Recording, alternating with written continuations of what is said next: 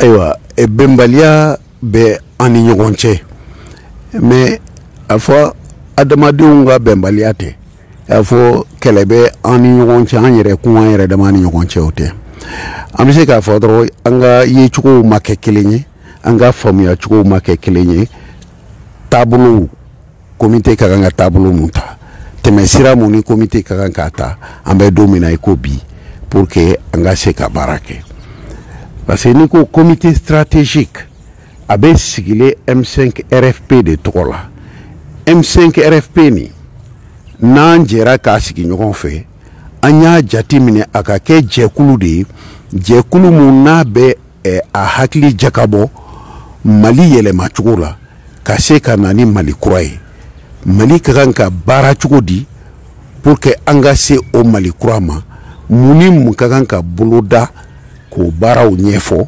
an ni jamanadenw cɛ an ka se ka se o yɔrɔ la mais M5 RFP ni a b'a fɛ ka yɛlɛma in nati alors il faut que ɲɔgɔn faamuya ka k'a kɔnɔ dɛ ŋaniyaw ka da kɛnɛ kan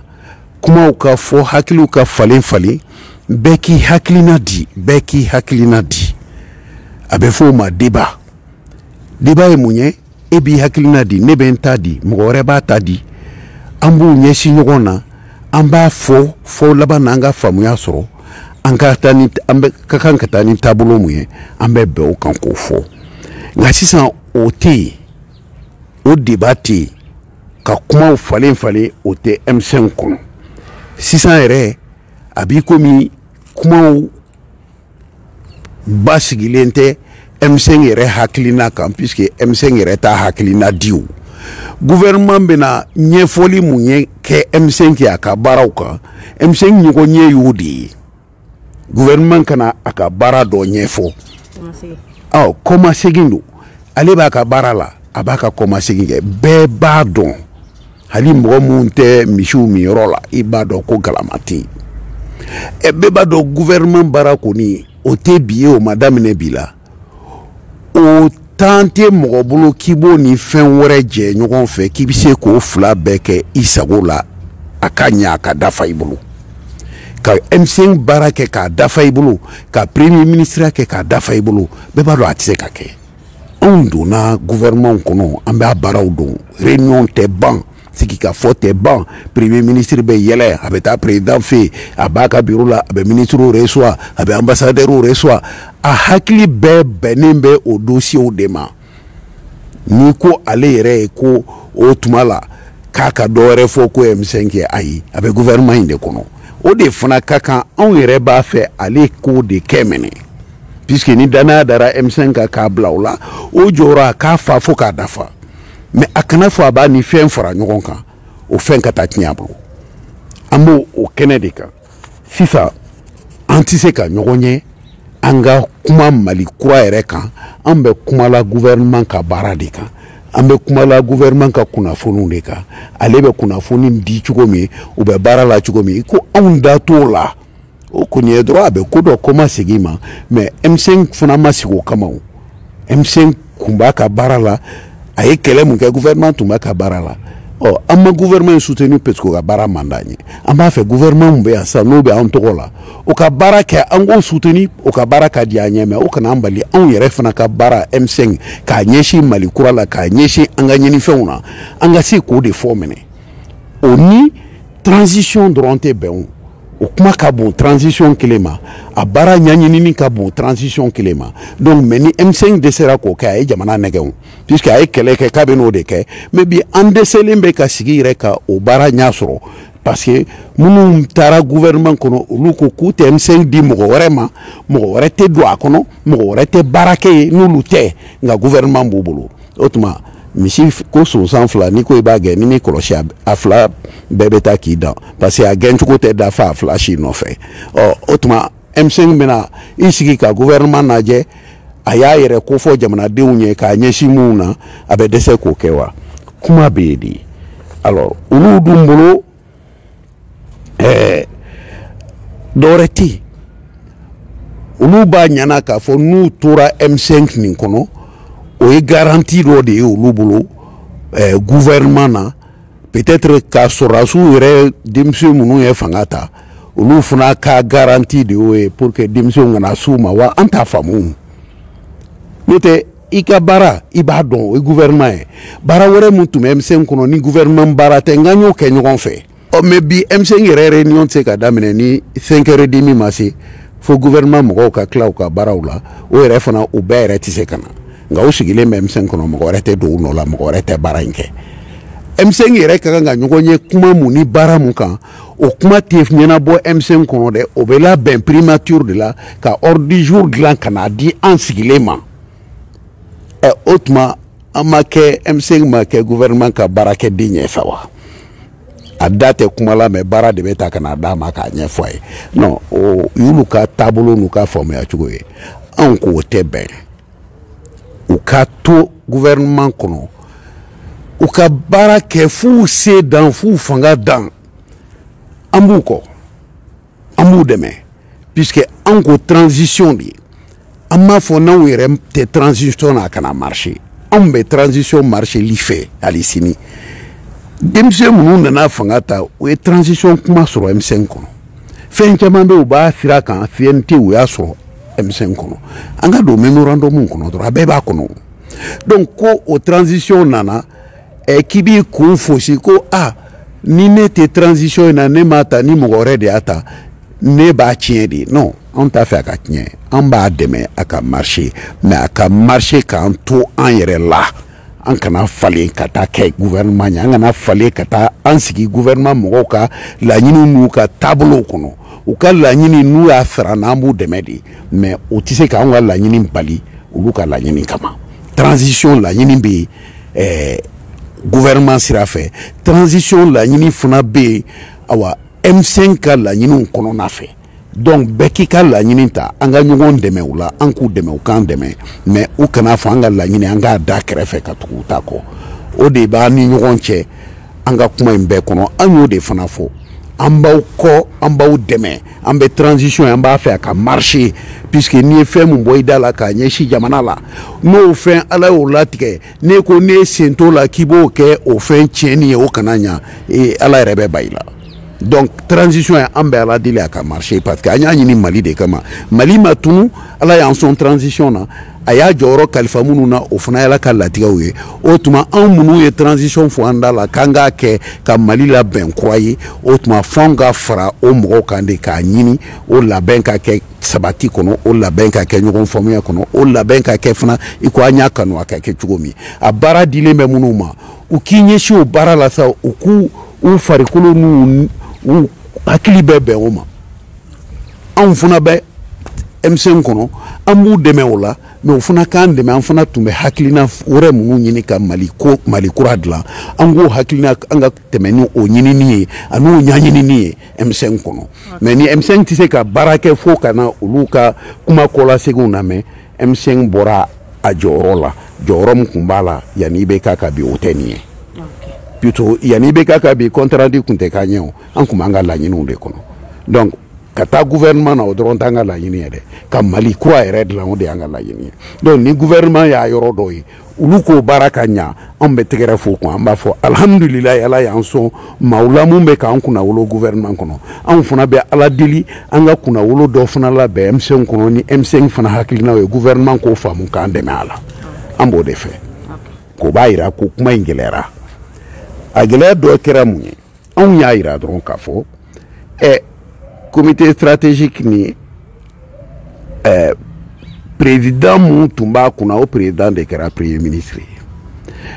k'ale yɛrɛ président in to comité stratégique kunna a ko de minɛ ko fo ka bɛnkan sɛbɛn de dilan gouvernement ni comité stratégique cɛ minɛ o y'a sɔrɔ ale tɛ gouvernement na ko fo k'o de dilan hali n'an tɛ gouvernement na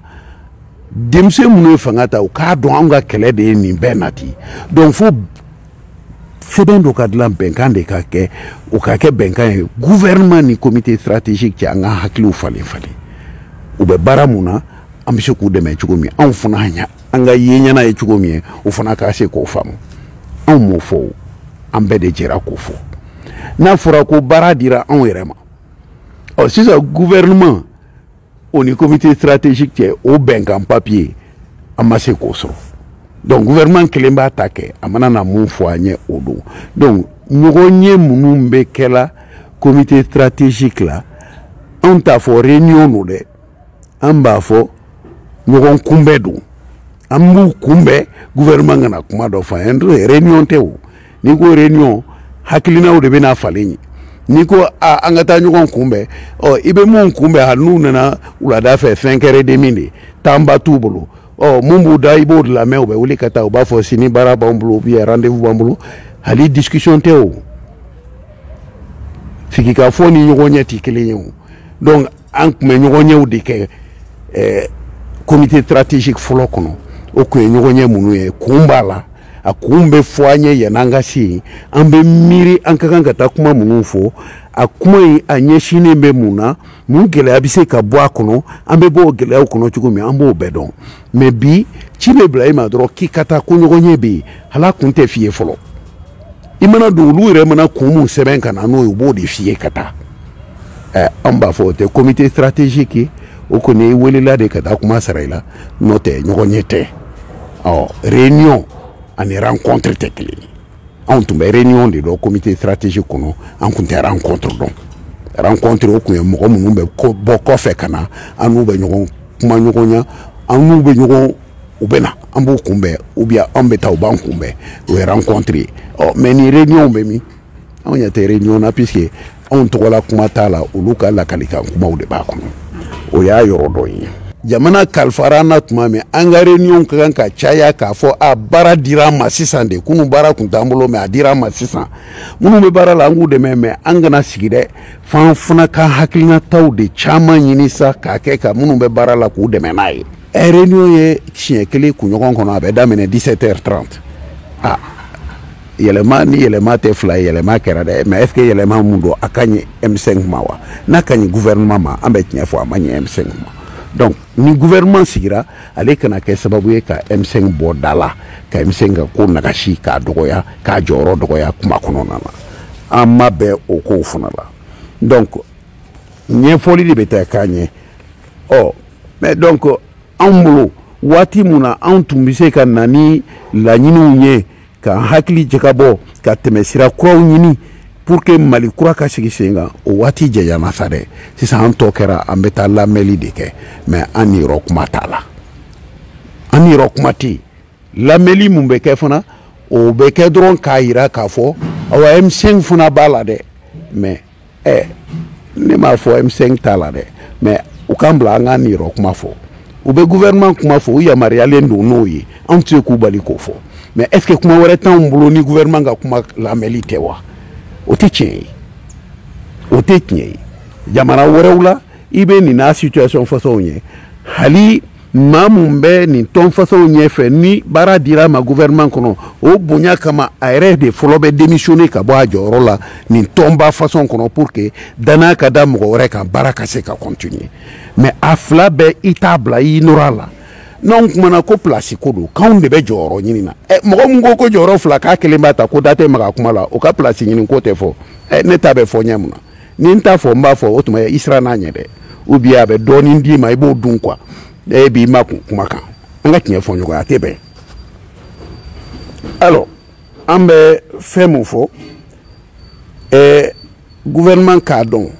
M5 y'a dɛmɛbaga de ye nka M5 tɛ se k'a bila k'a fɔ ale lakanali kama dɛ a sɔrɔsiw armée b'u bolo mɔgɔ se ka s'olu ma ni premier ministre fana jɔra a ka fɔ dɔrɔn M5 b'a kɔ jama dun a cɛ n'a nkalon sa o tɛ dɔn donc a ka fɔ M5 bɛ premier ministre kɔ ne m'a fɔ a yɔrɔ dɔ t'a kɔ dɛ mais ne Bacili ni jɛɲɔgɔnw anw ko an b'a dɛmɛ an t'a ka politique contre la an tɛ sɔrɔsiw contre la an b'a fɛ transition ka marcher mais an b'a fɛ an jɔyɔrɔ a ka fɔ an k'a kɛ M5 kɔnɔ o de y'anw yɔrɔ ye an bɛ yen de bi ale tɛ se k'a fila bɛɛ ta k'an sigilen to k'an tɛ kuma f'an k'a fɔ mɔgɔw k'a faamu dɔw bɛ bɔ bi u bɛ nenini bɛɛ kɛ parce que n'i magara premier ministre tɔgɔ la bi dɔrɔn awa dɔw fana ala ye dɔw da o kama olu fana ta u bɛ sara de k'u kɛ fa nenini ni ba nenini kɛ u b'o wari de fana minɛ n'u y'a kɛ o tɛ problème ye n'i sarala fa nenini ni ba nenini kama n'o ye e danbe n'i taabolo i b'a kɛ ni y'a kɛ fana fa b'i bolo ba b'i bolo hali n'u ma neni i b'i da waga yɔrɔ min ka walifa neni i sɔnna ko dɔ fana bɛ se k'a da waga k'i fa ni ba neni mais n'i fa ni ba man bɔ i bolo o t'i siran o i b'i da waga ka dɔ ta neni i b'a fɔ n'aw ye ne fa ni ba neni problème tɛ puisque e yɛrɛ i fa ni ba labila i y'a kɛ mun na o de bɛ sɔn k'a fɔ ne tɛ e fa ni ba neni n'o tɛ e fa ni ba labila o se t'i ye tugun o ni maa mun ko n bɛ bɔ k'an fa ni ba labila parce que dɔɔni bɛ di yan n bɛ dɔɔni sɔrɔ ka puruti o k'a kɛ an tɛ tamaki k'o fɔ dɛ ala ye bɛɛ fana da ka dakan dɔ di la i m'a ye wulu dakan ye wowo ye wa ɔ ni maa mun y'i bila yɔrɔ dɔ la k'i bɛ wowo mɔgɔw la i bɛ wowo kɛ n'i fana ye dakan kɛ o cogoya ye est ce que i bɛ ban ka wowo an bɛ bɔ kuma kɔnɔ ni nin yɔrɔ ye parce que gouvernement a ka baara kɛ anw b'a fɛ k'a dɛmɛ a ka baara kɛ baara ka ɲɛ a bolo danaya de y'a kɛ fana premier ministre ni comité stratégique président ninnu danaya de ye jɔyɔrɔ in d'a ma ne yɛrɛ mun bɛ kuma la n'i y'a yɛrɛ ɲininka a b'a f'i ye don min na maaw ko ka comité stratégique président ɲa ko k'a falen falen turutu ni mankan wulila la a don ne de ko n ko bɔn aw m'a fɔ ne bɛ k'a ye wa n ko ɔhɔn a ye mankan dabila ne bɛ tuuru ne niyɔrɔ tuuru n y'a fara Choguel ta kan a y'a to yen sa ne y'o fɔ a ye salle kɔnɔ ne donc place ko tɛ ne ta ye Mali ko don mais ni Mali ko sera fana a ka di ye a man di ye an bɛ tɔgɔ fɔ ɲɔgɔn ɲɛ koyi ni danaya kɛra k'a d'ale ma fo danaya wolola ale ye nin jɔyɔrɔ la a k'a fɔ alhamdulillah ne jɛɲɔgɔnw dara n na fo n sera yan n'u fana ko danna sa e ka o ta i k'o baara kɛ k'a dafa mɔgɔ wɛrɛ da ma an ka garijɛgɛ o fana la o fana k'i sen don comité stratégique ɲɛmɔgɔya la o fana k'o baara kɛ aw ka ɲɔgɔn dɛmɛ est ce que kuma jugu de y'o ye wa o tɛ kuma jugu ye ne bolo k'o bɛ kɛ kɛlɛ ye o tɛ kuma fana ye k'o man kan ka fɔ a ye minnu yɛrɛ da bɔ o kumaw la olu ma don comité stratégique kɔnɔ a daminɛ la ka a baara cogo de dɔn o de y'a kɛ o bɛ bɔ ni nin ye ko fo k'a to mɔgɔ kelen de bolo ah non a tiɲɛ bɛ f'u ye o tiɲɛ fɔli an t'a lawuli gɛlɛya kama dɛ au contraire an b'a fɛ ka transition dɛmɛ f'a dan ale kelen kan'a fɔ a bɛ fɛn bɛɛ ta ɲɔgɔn fɛ a tɛna se a fila kɔrɔ ɲɔgɔn fɛ a taamasere tɛ dogo yɛrɛ la baara mun tun bɛ kɛ don o don o danna siɲɛ kelen ma kunɲɔgɔn kɔnɔ bi o bɛ daminɛ fɛn kɛrɛ de min de bi kunɲɔgɔn kɔnɔ siɲɛ kelen o baara fanga dɔgɔyara fɛ an ka tiɲɛ fɔ ɲɔgɔn ye n'i m'o fɔ an balimacɛ Choguel k'o faamu i y'a nɛgɛn ale yɛrɛ fɛn mun y'a lase sanfɛ n'a y'i nɔrɔ a la tan a bɛ gɛlɛya mun don a kɔnɔ o gɛlɛya in bɛ yen dɛ donc anw fana ye comité stratégique mɔgɔ de ye wa mɔgɔ kana compter an kan k'an bɛ bɔ dɛ ayi an ti bɔ n'u k'u b'a gɛlɛya kɔnɔ an b'a gɛlɛya kɛ diɲɛ bɛɛ bɛ bɔ a kalama gɛlɛya min bɛ yen an ti bɔ koyi kuma t'an na bɔ nin t'an na bɔ parce que an y'a ɲini de nin de ka kɛ Mali kɔnɔ an ko fana n'a kɛra an bɛ baara kɛ nin de kɔnɔ pour que Mali ka yɛlɛma donc anw place ko tɛ baara mun n'an y'a ko fɔ an b'a k'a kɔnɔ place ko tɛ wa an t'a to mɔgɔ si bolo o kuma in jɛlen don donc an b'a fɛ ka mun fɔ o yɔrɔ la gouvernement k'a faamu k'a fɔ vraiment a n'anw jɛra baara la kunun i bɛ coordinateur ta comité stratégique kɔnɔ ministre dɔ bɛ o de b'o jɔyɔrɔ la kalo 9 kɔnɔ a ye réunion kelen de kɛ k'a to comité stratégique la u ka taa a yɛrɛ ɲininka k'a k'a ka rapport labɔ coordination a b'a f'i ye o mun na parce que a ka gouvernement baara t'a yamaruya tugun a ka nin baara kɛ mais a t'a di mɔgɔ wɛrɛ ma mɔgɔ wɛrɛ t'a kɛ a kuma yɛrɛ tɛ fɔ n'i ko k'i b'a fɔ ko i tɛ premier ministre fɛ n'i ko k'i b'a fɔ k'i tɛ kari fɛ n'i ko k'i b'a fɔ i tɛ kari fɛ mɔgɔ ko tɛ fɛ an ka mɔgɔ ko bila o tuma n'an ko an bɛ Mali fana fɛ a ka baara cogo min o tɛ se k'a fɔ da la mun na n'olu tɛ se k'o baara in masɔrɔ bi parce que baara wɛrɛ b'u bolo munna anw tɛ se k'o kuma fɔ donc o kuma si ma jaabi i ye ɲininka de ko est-ce que an jaabira wa donc ni ɲininkaliw bɛɛ bɛ kuma kɔnɔ a si ma jaabi parce que a jaabi gɛlɛyalen don a gɛlɛyalen don u t'a fɛ nin kuma yɛrɛ ka bɔ u t'a fɛ jama yɛrɛ ka nin dɔn parce que ni nin fana dɔnna minnu b'a fɔ k'anw ta ye place ko ye o tuma anw de ta ye place ko ye olu de ta ye place ko ye e mun nɔrɔlen bɛ yɔrɔ fila la e ko mun y'a kuma fɔ dɔrɔn k'o ta ye place ko e dun o tuma e ta tɛmɛna place ko kan dɛ u k'o mɛn bani u b'a mɛn an da mais maliyɛnw k'a dɔn an tɛ transition contre la dɛ transition ni anw de y'a fɔ anw kun b'an miiri ko anw yɛrɛ bɛ na ou bien ko mɔgɔ wɛrɛ bɛ na an ko a ka kɛ Mali de kɔnɔ gɛlɛya minnu bɛ a bɛɛ ka ɲɛnabɔ ou bien a ɲɛnabɔli ka boloda transition kɔnɔ pour que ni fanga kura nana Mali kura ka sigi n'o transition ala y'an sɔn o la i bɛ ka kun bɛ yen fo 2023 o mais an ka transition a y'a ɲini ala y'a d'an ma yanni 2023 cɛ o tuma ala ka sɔn an bɛ ban la mun na an bɛ se k'a fɔ ko anw ma k'a ye anw ma nin sɔrɔ o de dimiya banna o ye de minnu talen bɛ fɛn ɲini kama olu fana nɔrɔlen bɛ a bɛ minnu bolo bi olu nɔrɔlen b'o la fɛn ɲini de kama u ka jate kama u b'o jate de kɔnɔ olu ɲɛna n'u m'a fɔ ko ninnu ka ɲi o tuma u tɛ fɛn sɔrɔ mais ko mɔgɔ wɛrɛ kana maga u ka u tɔgɔla kuma la mɔgɔ wɛrɛ kana maga a pilasiw tilacogo la a kɔnɔ an bɛ maga a la hali sini u k'o dɔn k'o jɛya wa an tɛ bɔ fana k'a fɔ k'u b'a fɔ kɛnɛ ma k'a mun k'a bari ko a ka ɲi comité stratégique ka ɲi a man ɲi mun bɛ a bɛ ka taa cogo min na bi a man ɲi wa an tɛ bɔ a kɔnɔ an b'a kuma fɔ fana ni premier ministre b'a fɛ o de kuma ka jɛnsɛn hali sɔrɔdasiw k'a dɔn ko jama a ka jama bɛ ka tila a la u b'a dɔn maintenant n'anw sigira n'an bɛnna la bɛɛ b'a fɔ a ɲana an t'a fɛ k'a kɛlɛ walahi an t'a fɛ k'a kɛlɛ a ka sɔn a ka namɛ bani ne Bacili tɛ mɔgɔ kɛlɛ place ko kama nka sira t'a la mais n fana ye baara mun kɛ ne ɲɛ tɛ mɔgɔ si la k'i bɛ n'o minɛ n na wa anw bɛɛ b'o cogo la Modibo Sidibe Madame Si Kadiatou Sow Koniba Sidibe Cheikh Oumar Sissoko an ye nin baaraw kɛ o mais munna an b'an ka baara lafili ko dɔw nana k'u b'a fɛ k'a ba yɛlɛma ka taa n'a ye k'an b'a to u bolo ka dimi ka taa o ye nalomaya de an tɛ dimi an tɛ bɔ an b'a kɔnɔ n'a kuma u sɔnna ma an b'a fɔ n'u ma sɔn fana a bɛ fɔ gɛlɛya kɔnɔ mais a bɛ fɔ a bɛ na ni gɛlɛya ye wa o gɛlɛya bɛ na n'o tɛ a bɛ fɔ dɛ donc an ka sigi ka ɲɔgɔn lamɛn an bɛɛ nafa b'a la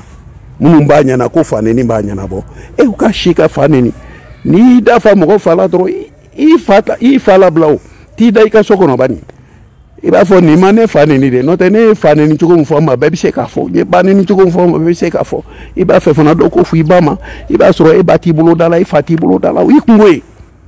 o b'i n'i fa n'i ba cɛ ala tulo b'i la fana jama tulo b'i la o t'anw ka sira ye an bɛ to a kɔnɔ an bɛ ka kumakan fɔ fo bɛɛ k'an faamu donc n b'a fɛ k'o yɔrɔ de fɔ k'a yir'u la ko kow ka ca yɔrɔ wɛrɛ bɛ yen an tɛna mɛn o kumaw kɔnɔ an ma bɛn o fana la o ye mun ye ko siège ko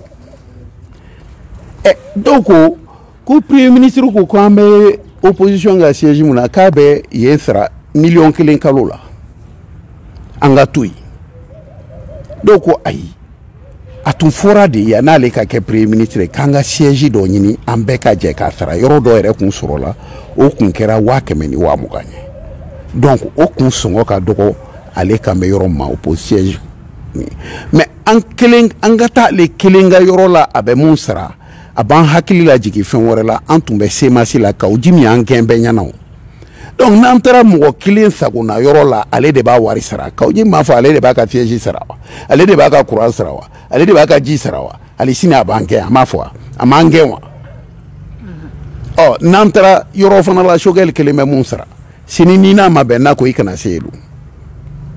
a bɛ gɛlɛya wa an tɛ don o kɔnɔ tugun mɔgɔ si kama a jɔyɔrɔ t'an na don ye a ka se t'an na don ye ne Bacili tɛ taa yɔrɔ la k'u bɛ n gɛn Koniba ko a tɛ taa yɔrɔ la u b'a gɛn yɔrɔ min Madame Si ko a tɛ taa yɔrɔ la u b'a gɛn yɔrɔ min sini dɔ bɛ se ka na bɔn Choguel de bɛ wari sara a ye bɔ yan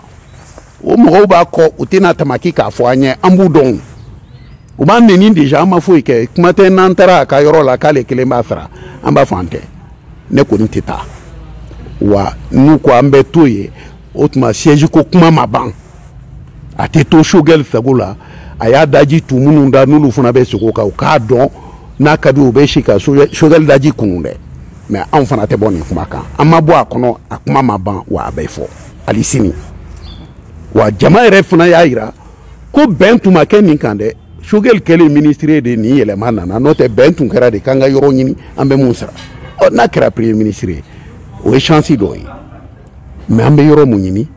a tɛ fɔ k'ale kelen b'a fara k'an tɔw k'an sigi sini ni gɛlɛya dɔ wulila u k'an gɛn gɛlɛya dɔ tɛ nin an t'o kuma la wa a n'a tora ale sago la n'u ko sini an tɛ se a ka siège la dun o tɛ kuma wɛrɛ ye bon an tɛ don o la donc ko mana k'i la siɲɛ kelen ko n'i ye jikalan bɔn jakuma kan n'i ye jisuma ɲɛsin a la k'i b'a sari a bɛ boli dɛ jikalan fɔlɔ mun bɔnna kan an ɲɛ b'o la sogɛli y'an dɔ ye o a t'an dɔ ye o a k'a ka wari ta an bɛɛ ka taa yɔrɔ dɔ la an bɛɛ bɛ yɔrɔ dɔ sara an n'an danbe bɛ don an n'an danbe bɛ bɔ mɔgɔ t'an kun an da yɔrɔ min na voilà donc o kuma bɛ yen dɔwɛrɛ bɛ yen an ma bɛn o fana la yanni premier ministre kana ale yɛrɛ de ye plainte porter CNT kama ko a sini ye décret mun ta ka CNT sigi i ye sariya sɔsɔ an ma jɛn n'a ye an taara cour suprême na fo k'a wuli de ale de y'a fɔ wa ne bɛ kuma dɔ f'i ye n y'a fɔ fana tɔnsigi de la n ko aw de ye politique mɔgɔw ye n ko nin ye décision politiquew de ye n'aw taara ni nin ye sariya la n'aw taara n'a ye sini aw ko rectification de la transition n'o rectification na u y'aw wele ka taa ka sɔrɔ aw ye nin papier in na don a bɛ k'aw bolo cogo di ne Bathily de y'o question posé n kelen n ni ne don n'aw bɛ rectification ɲini o ye politique sira de a ye t'o kan aw kana taa ni sariya kɛlɛ ye anw ye sariya ta ka i bɛ k'a kɛlɛ mais an ma rectification ɲini a fɛ dɛ n'an tun ye rectification ɲini ne b'a fɔ a ye sariya bila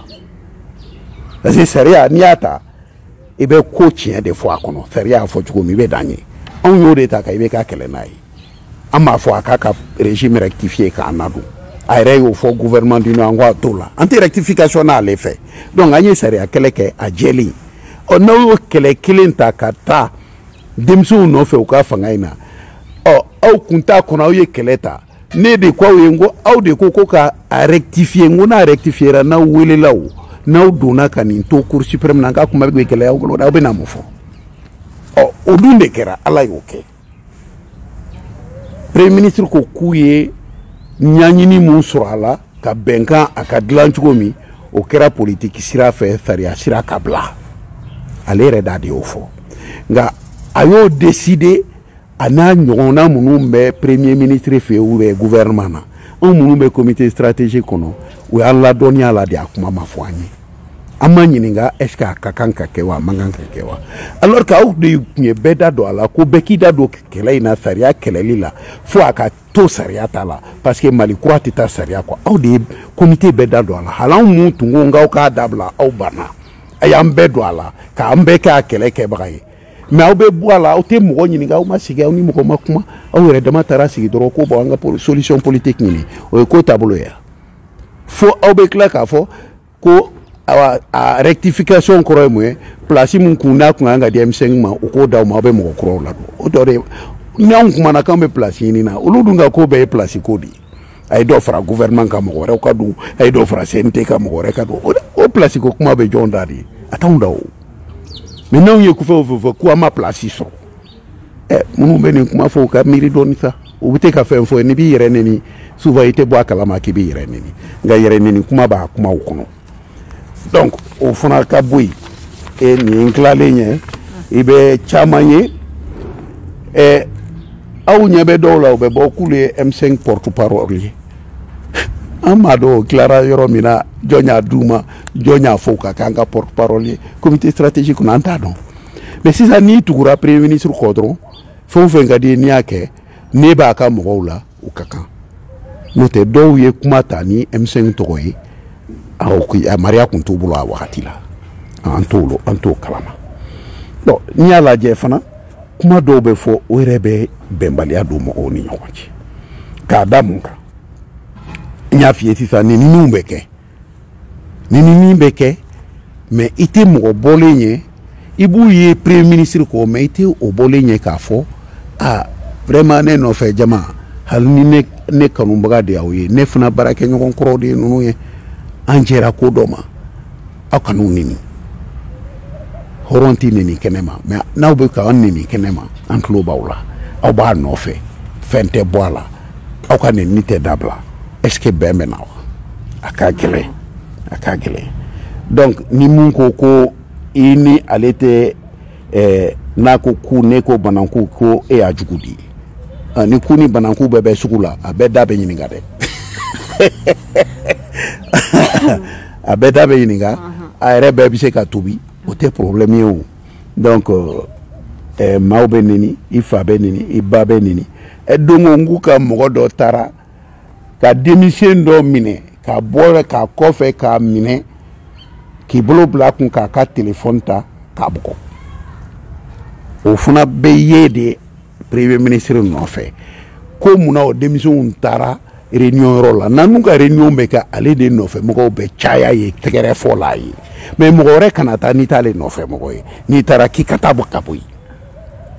i bɛ ka mɔgɔ kan na dɛ anw tun ye opposant ye an bɛ bɔ kɛnɛ ma i bɛ ka ma mɔgɔ si bali ka t'i ka opposition kɛ sisan ale nɔfɛ mɔgɔw ko maa kana taa ye n'i t'a fɔ vive Choguel o bɛ na ni bɛn ye wa o bɛ na ni farali de ye an ka tiɲɛ fɔ ɲɔgɔn ye ale premier ministre yɛrɛ fana a ye dɔ fɔ maa caman ma dɛ mouvement démocratique ni mɔgɔ minnu wulila ka wuli ka jɔ kɛ ni Musa Traoré binna a ye dɔ fɔ o ma dɛ a y'u mankutu tiɲɛ dɛ a ye lagosi fɔ dɛ M5 kɔnɔ o mɔgɔw dun ka ca dɛ u mɔgɔw bɛ comité stratégique kɔnɔ u mɔgɔw ka ca M5 yɛrɛ kɔnɔ minnu ka mɔgɔ sara a wagati la kɛlɛw kɔnɔ minnu teriw banana ne yɛrɛ b'a dɔw tɛnɛma Keita ninnu o sara ne yɛrɛ y'a ye hôpital la Dakar n y'a ye Faransi a sara k'a to san 15 la a ma foyi ye dɔrɔmɛ kelen ma taa di a ka so foyi tɛ ninnu bolo ale kɔni sara ten ne ko ko olu de ye Mali ci olu de y'a kɛ tan a fɔ Mali mara kojugu y'a ci hali n'a mɔgɔw bɔra mouvement démocratique la an n'a ɲɛɲini mouvement démocratique mɔgɔ minnu ye mara kojugu kɛ mais i kana bɛɛ gosi bere kelen na donc o kuma fana o bɛ na ni kɛlɛ ye o tɛ bɛn nati jamana kɔnɔ parce que mouvement démocratique 1991 a fana fanga bonyana kojugu n'i ko k'i bɛ dɔ fɔ a ma dɔrɔn i bɛ don dɔw gasi la olu tɛ sɔn a ma u tɛ jɛn n'a ye i bɛ don dɔw ka tɔɔrɔ dɔ kɔnɔ tɔɔrɔ mun u tun bɛ ɲini ka ɲinɛ a kɔ i bɛ tɔɔrɔ in kuraya u fari kɔnɔ parce que olu tun b'a fɛ ka ɲinɛ mun kɔ tɔɔrɔ mun kɔ e ka kuma b'a lawuli a b'u ka dimi kuraya donc o tɛ na ni bɛn ye donc premier ministre yɛrɛ kumakan y'o ye ale b'a ta ɲɛsin mouvement démocratique la a nɔfɛ mɔgɔw b'a ta ɲɛsin an tɔw la donc o tɛ na ni bɛn ye k'a fiyɛ k'a yirala an ma bɛn o mais nin kumaw bɛɛ fɔra dɛ ka nin bɛɛ yira salle kɔnɔ réunion ma nɔgɔya dɛ mais jaabiba de ma di ni kuma dira olu ma u taara mun fɔ ONU la u b'o de fɔ ko jamanadenw bɔra ka taa manifester a b'a la France u b'o de fɔ l'armée est montée en puissance u b'o de fɔ est-ce que o ni comité marche cogo bɛ sira la wa mais o bɛɛ kun fana ye mun ye k'a kɛ ko ni minnu bɛ comité gɛlɛya fɔ k'olu bɛ Mali contre de la olu bɛ Faransi nenini contre de la u yɛrɛ bɛ Hasimi ni Genti bɛɛ contre la nkalonfin mɔgɔ si m'o fɔ mais hali sini ni gɛlɛya b'an ka tɔn kɔnɔ an b'o gɛlɛya fɔ o ɲɛsinnen bɛ kuma minnu ni ko minnu na o bɛ fɔ o kana bayima yɛlɛma k'a fɔ aw ye fasodenjuguw de ye fasodenw bɛ Faransi contre la ni Choguel y'o kuma fɔ a b'aw ɲɛna n'i tun ye Cheikh Umar bila ONU la k'a tɛ se ka Cheikh Umar Choguel ka kuma fɔ Faransi ma wa ne dalen b'a la a b'a fɔ